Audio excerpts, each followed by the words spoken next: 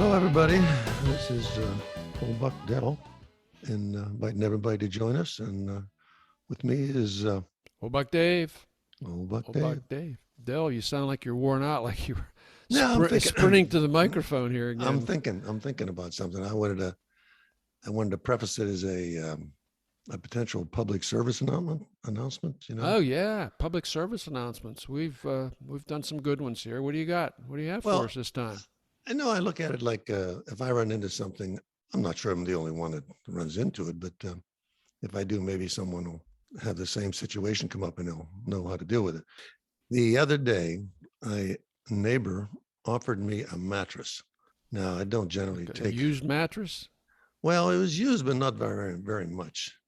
And it basically was That's what he says.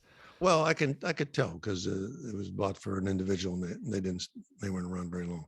He said, "Do you want a mattress?" I says, "Well, what is it?" He said, "It's one of them mattresses that come in a box."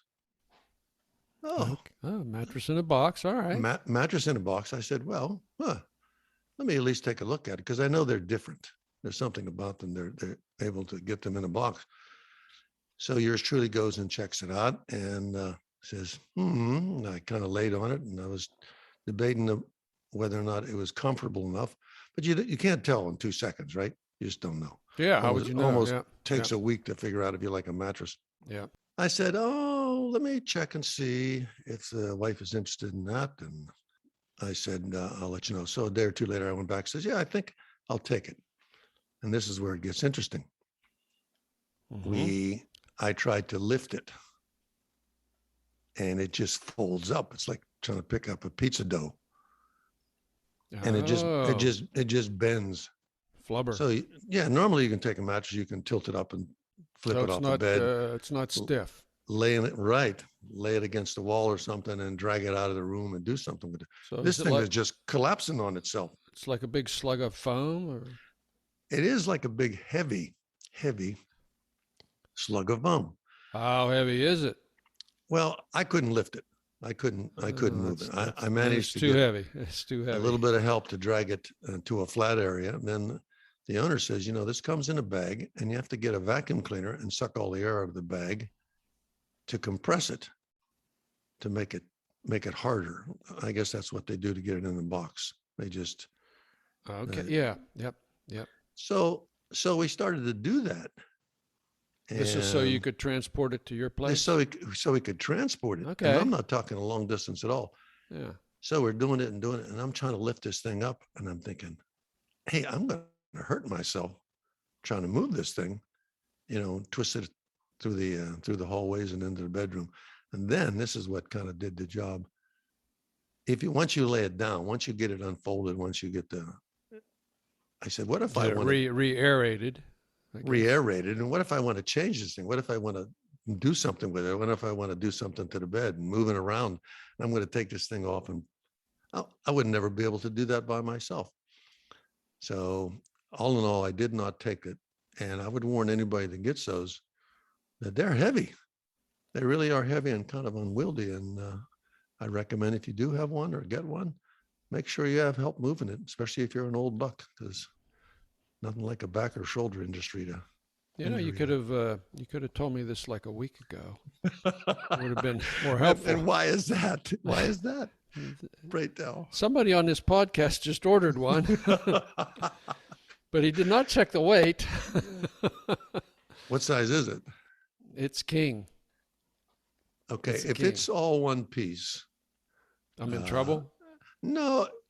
I think the first time you can use a dolly and you can set it up to where you're going to unfold it. But after that, I think it's not going anywhere. Huh? I think you'll want to have help moving that thing, especially if it's especially if you're an old buck. Well, if you're an old buck, like I said, you don't want to tear up a shoulder or a back or something, because you just want to put the bed on the other side of the room. Mm-hmm. Okay. Or the missus wants to fix something underneath the bed, and you got to roll that thing off and try to get back up there. So let me know how that works for you. All right. I think I still might have time to cancel the order. Right? And there'll be another podcast, I've got public service announcement. Yeah, 2 broken backs. Anyway, thanks for the story. That's a good public service announcement to everybody out there. Be aware. Be wary of the mattress in a box. Of the weight. Yeah, the weight. Okay. Well, look, let's switch to some letters from afar here. As I mentioned last week, we've got just a slew of them that came in here. Now, this one here is this is from Joe B. from D.C. That's kind of has a ring to it, Joe B. from D.C. So anyway, it says, on one of your podcasts, you mentioned something about listeners asking questions and getting advice from you. Over time, I have garnered great respect for your life experiences, your wisdom, and your impeccable judgment. Therefore, I am forwarding the following question. Now, here's his question. I think it's a question. Yeah, it's a question. He says, several days ago, my wife and I were taking a walk, as we often do. Out of nowhere, she says to me, what would you like written in your obituary? Should I be worried? Question mark, 2 question marks. An early reply would be appreciated. JB from DC. No, that's a dilemma, don't you think, for us? It's a dilemma. Whatever we give, could be written in stone. That is, it's there forever. So, well, I mean, we could give him different kinds of advice. I mean, we don't know how old he is, right? Is this is Joe B? Is he 92 or 32? We don't know that, right? Like I'm thinking, if he's 32, I'd start to worry. I think he's in the zone. I think he's in the same zone we are. Yeah, we're in that zone where either going to get, something may happen to you in another couple of years, or get hit by a car because you wasn't fast enough to cross the street or something. That. So he's in the zone. I believe he's in the zone. Okay. Yeah, he's got to be in the zone. I don't know, man. I'd suggest maybe start doing takeout meals from now on. Keep that hairdryer away from the bathtub. She walks in, dry her hair. I'd jump out of that tub, baby. That's all. So what do you think? What do you think? I don't know if the Bucks could recommend something chiseled in stone for eternity. Do you have any ideas? I don't know. Something simple. I would think. I would have to know him a little better, but I'm thinking something simple like, here lies. That kind of thing. Here lies. Okay. I know what mine's going to say. I know what yours going to say. My chiseled legacy is going to be. It's going to be a quote from Mick Jagger. Oh, okay. All right. All right. What is it? And I tell this to people all the time. You can't always get what you want.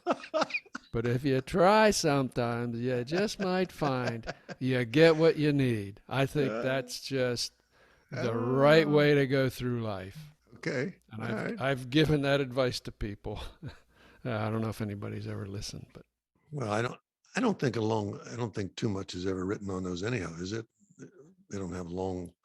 Yes, they do. I guess they do. They have some long, in memory of So I'm not sure how much we helped JB from DC here. I don't know either. I think we need more information on him. I think we need more information. He needs to write back and tell us. JB, you're out there. Give us some thoughts on what you think you'd like, and we'll tell you what it sounds like. Let us know how old you are. Let us know what's going on with the wife. How many attempts have been made on your life? Yeah. Are you running for office? I mean, go on. All right. So anyway, JB, thanks for the letter. No official advice, technically. No advice beyond what we could give you thus far. Just stay away from the hair dryers and the bathtubs. Moving right along here. Here's another one. This is a pretty smart guy here. It says, your first year anniversary is an augury of future podcasting success. Do you remember who used the word augury on our podcast? And he was able to use it in a sentence. He was able to use it in a sentence. So you've had it. This is like another public service announcement of yours. You've given the world the usage of augury. Yeah.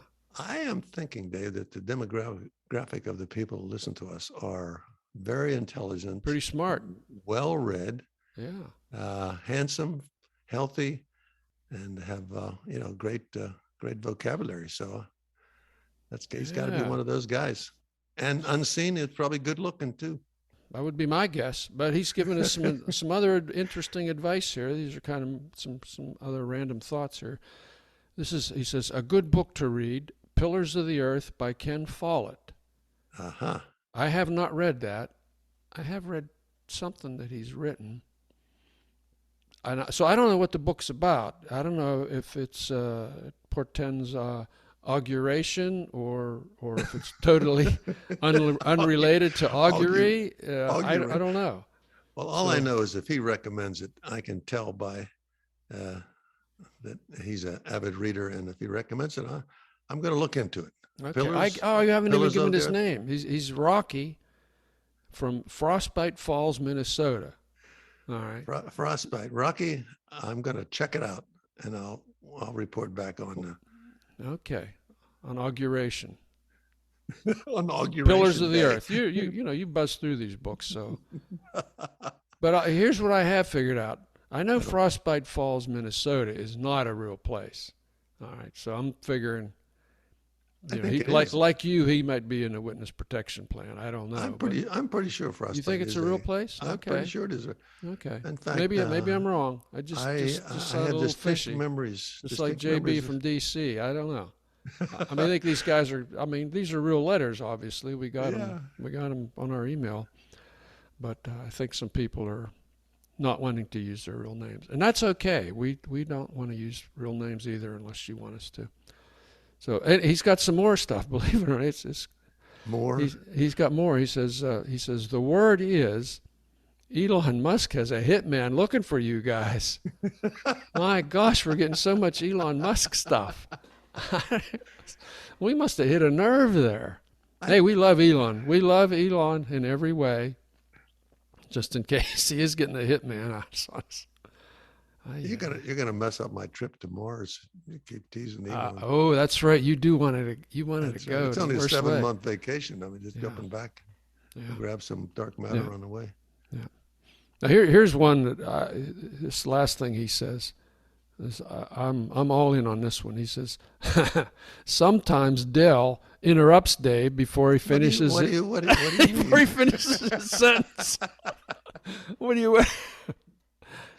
Yeah, that happens a lot. I'm telling you. So thank you, Rocky, for pointing that out to my erstwhile partner in auguries here. So thanks, Rocky. Okay, don't interrupt.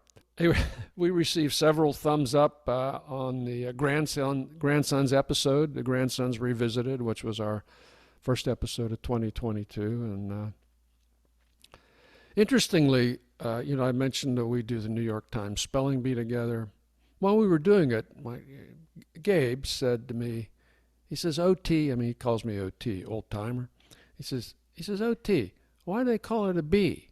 He stumped me. Do you know why they call it a bee? I do not know why they call it a bee. I didn't know. So what did I had? Of course, I had to do some research here. I had to get an answer for this. And this is apparently a Middle English term, whatever. It's thought to be of Middle English origin, whatever Middle English is. And the original word is thought to be bene, B-E-N-E, as in benefit, meaning like a favor granted or help given in some sort of gathering.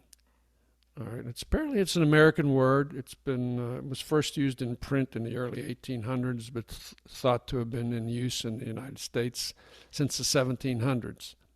So it was kind of like a gathering to give help or to appreciate favor, or that sort of thing. And somehow that morphed into bee.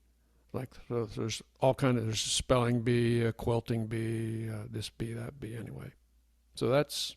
And it's spelled B-E-E. B-E-E, just, But there are no insects involved. So I just a little bit of trivia here. I was 7-year-old and said, why do they call it a bee? I don't know. So now we know. If it was a podcast bee, it would be a bunch of people helping us. Right? Yeah, I guess. Yeah, if this was a podcast bee, I don't know, man. So can we relate that to other things? Maybe like a football bee. Football bee. That'd be like, I don't know. It'd be like going to the sports bar. Bunch of people helping you play football. That's a football game. I think we're stretching it a bit too far. We are. I think we're trying to read too much into this. This is all conjecture anyway. That's There's no distinct lineage here. Someone is going to probably point out exactly what the real meaning of that is. Maybe they have Somebody will. Yes. Somebody. We haven't heard from Ranger Rick for a while. He might know. I'm hoping he might. I'm guessing he's going to know if anybody's going to know. He knows a lot of stuff. He's pretty sharp. Hmm. So that's what we did over. That's some of the stuff we did over Christmas. And speaking of Christmas, You remind me about that tree. well, you said something about being hypnotized at Christmas or Hypnotized by the hypnotic Christmas tree. I think the that's what hypnotic I'm Christmas tree. Yeah, tell me about that. You give me Well- these. You give me these 2-word ideas, and I'm supposed to guess what they are. Well, Because I don't wanna that te- keeps I don't it wanna real. tell you ahead of- I don't That want to tell you keeps it ahead of real, time. I guess. Yeah. I mean, we have Christmas trees and they're decorated and they're pretty. And some people go to great lengths to decorate those trees. And you can sit back in your chair and you turn the lights on and they look pretty good. Don't you? You agree, right? I agree. You agree Absolutely. that some of them are beautiful. They have themes and they're all certain colors or all silver or gold Yep. or whatever. Yep. So my wife came home with a small desktop plastic Christmas tree. In essence, it was a piece of plastic shaped like a tree, but it was full of water. And then Wait a minute. Okay, the tree is a picture of plastic tree. Plastic. Okay, it's like a plastic jug Yeah, like a shaped like a jug, tree, shaped full, like a full tree, of water. So it's full of water. a tree-shaped So- jug of water. Yeah. And she said, "This is really something." And I went, okay. So this thing is made that has got some batteries in it, and you turn it on, and in it has a red light, a green light, and a yellow light, and has a little stirrer on the middle of it, and it's full of those snowflakes, Oh, okay.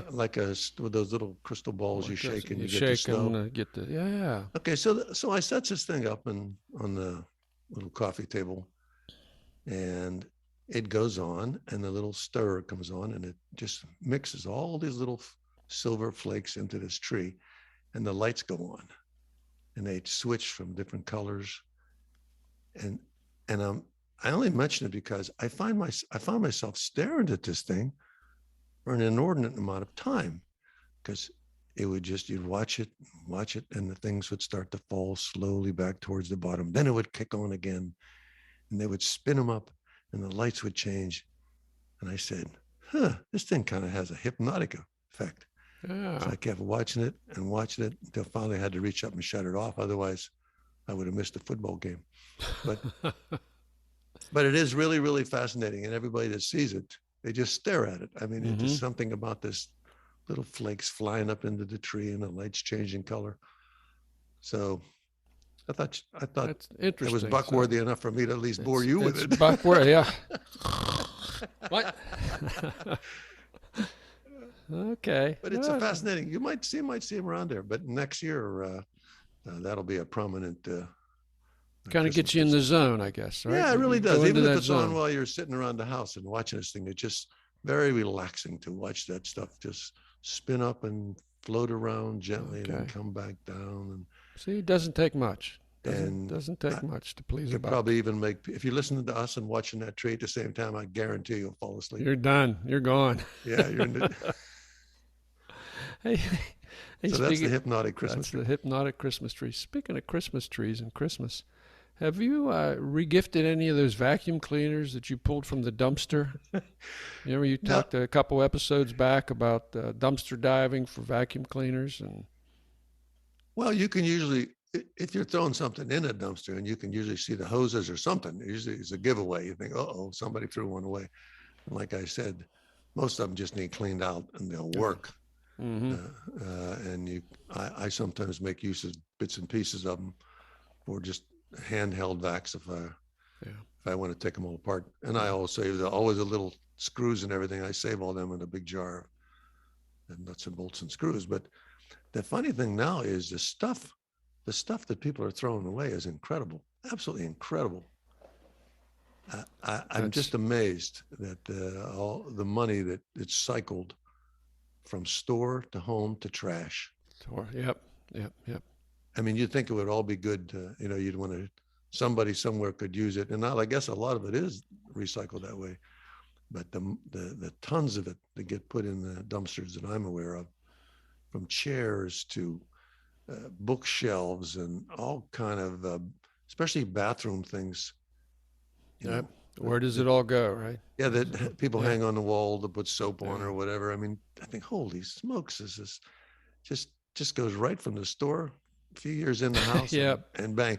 And if you should be near, Dave, if you should be near a house that's been sold, Oh yeah. Boy, oh boy. you'll see a You tractor won't be able to trailer get load of past the sidewalk, right? Because yeah. it'll be stacked. Yeah. And you think, holy, all that stuff was in there, and all these things are going out, and the way it goes. So that's American way. Well, the reason I asked you that question is because I have my own vacuum cleaner story. Okay. Oh, And it just hit me after we ended the episode here, and I thought, I got to tell this story. Okay, so this was a couple years ago. I think it was 2017 maybe. We rented a place in Tahoe, Lake Tahoe. uh-huh. Really pretty place right on the lake there. And the main floor had white carpeting everywhere except in the kitchen, the dining area there. And we had several visitors. We had the place for a month, and we had several visitors. Some family came in, friends came in, and I had one rule, and that was no red wine in the carpeted area. All right, for obvious reasons. No red wine in the carpeted area. And it was our last night there, and a friend who used to live in Pennsylvania, now lives in Sacramento, came to visit us. All right. And I broke the rule. I thought, okay, this is a special occasion. We're going to have a glass, we're going to have some red wine with Dottie. And so, and I was nervous. I was still nervous. And as she was, I had my glass of wine on the coffee table in front of me there. And as she was putting hers down, I reached over to put a coaster on it or something, and I hit my glass of wine. All right. And this glass of wine just, went everywhere on this white carpet. And I was like, oh no. Really, really nasty.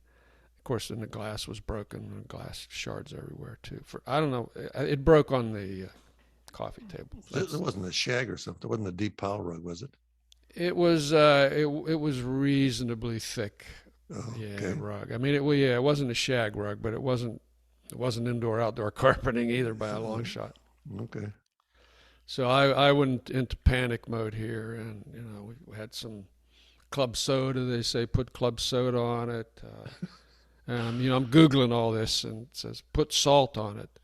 And so we had a bunch of salt, and I think I went to the store and bought some salt, and I bought some, rug cleaner, and I'm rubbing all this stuff in and trying to wipe it out.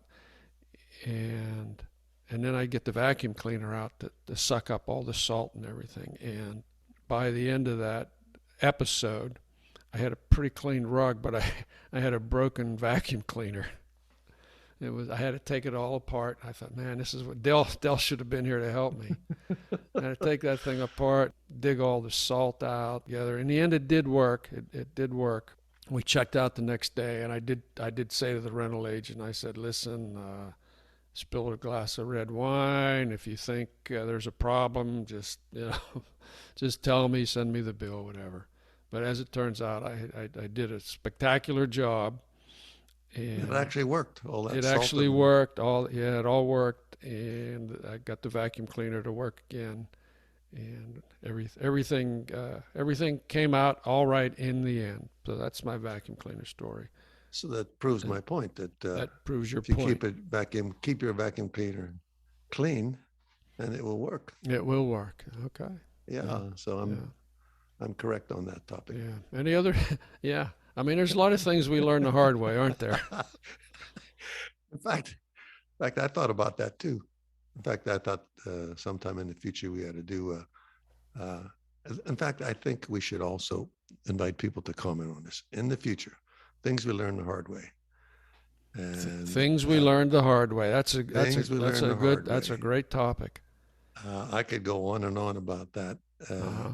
If you have something you think you learned the hard way, because what that means is simply that once you did it, you knew it was the hard way and you never did it again. And you probably told your children about it, or you told somebody else about it.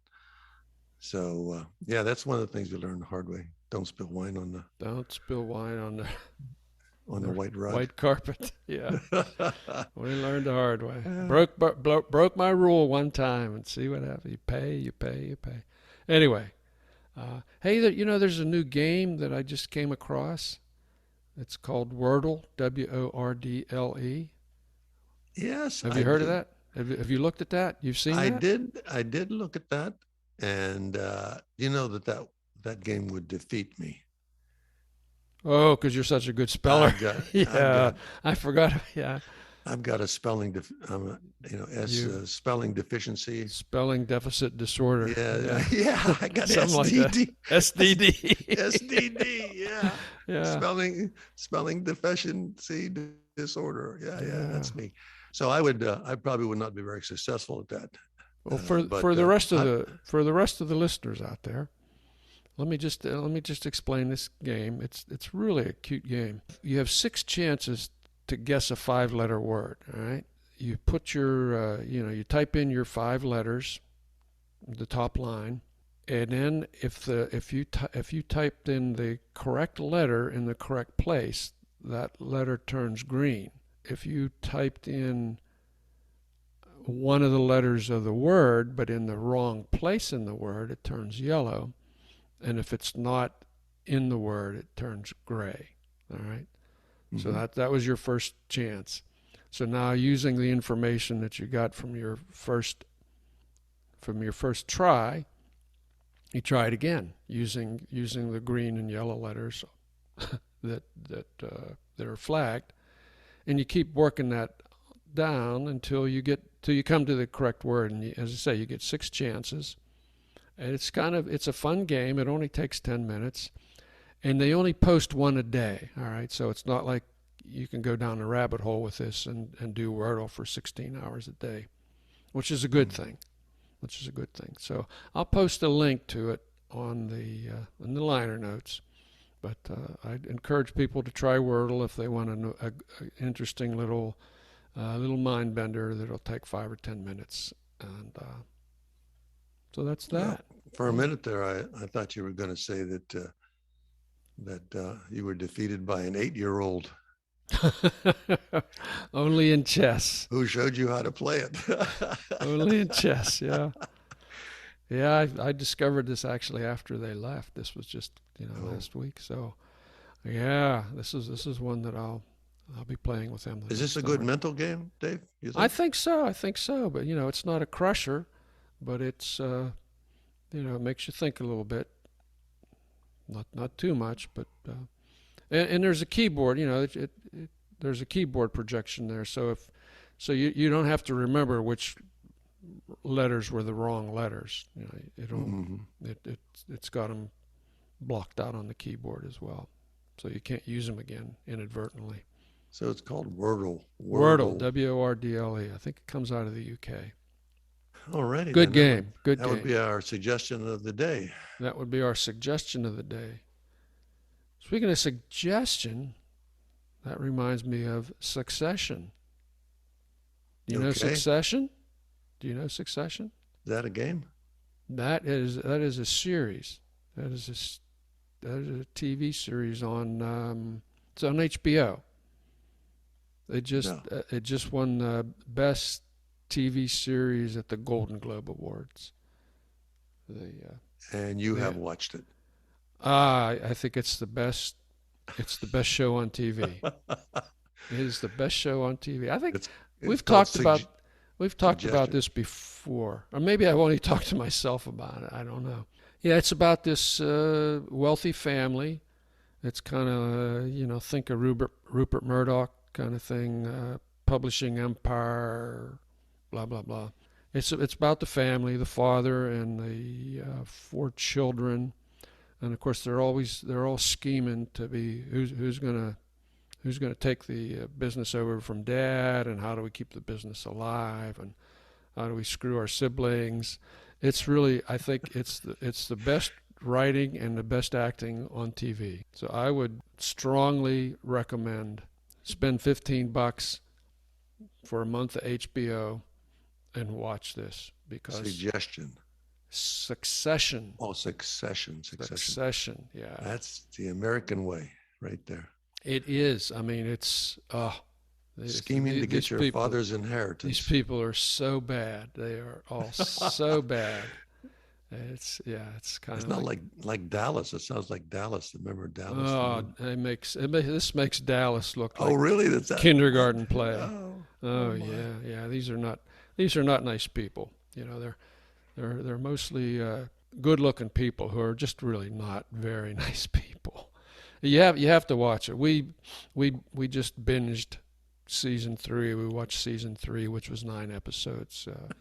Watched it in a week, or maybe it was 9 episodes, and it probably took us 7 or 8 days. But oh man, it was really good. I don't know where you find the time to fit everything you do in 24 hours. I just and throw in a part-time job too with all the stuff you're doing, and oh yeah, Jesus, and try to have time to sleep too. So this was triathlon weekend. We had a big triathlon just a couple blocks from this shop. We were going crazy in there. That's a good thing. We had a lot of good business. Customers came in for rentals and this and that, and buying their wetsuits for in the bike shop. Well, it's a triathlon shop. Yeah, it's a triathlon. Yeah, Playtry had a good week, so that's a good thing. And speaking of a good week, I think we just had a good session here. Might be time to. Could be. That's session. That's different than succession. Anyway, so I'm going to say, have a good one, everybody. We'll talk to you next time, and we're still threatening to get that YouTube channel up, and that's going to happen. Always good talking with you and everybody who may be listening. Wish them all the best. This is old Buck Dell saying thank you. Adios.